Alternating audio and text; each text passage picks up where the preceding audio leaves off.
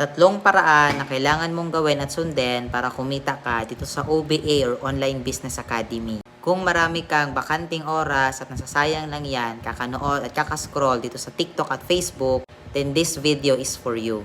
Kasi kung saan ang social media na pinakaginagamit mo, yan din ang magiging dahilan para pumaldo ka ng 20 to 50,000 pesos additional income per month. So kung kinukulang din yung sahod mo, tapusin mo ang video na to.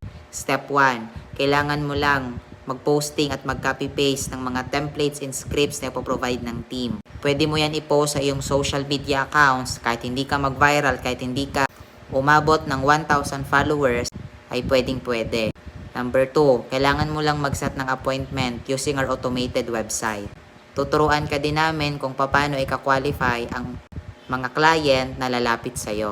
Step number 3, mag-i-encode ka lang ng details ng client at mag-i-encode or in cash sa iyong sariling account ID. Ganun lang kasimple ang gagawin.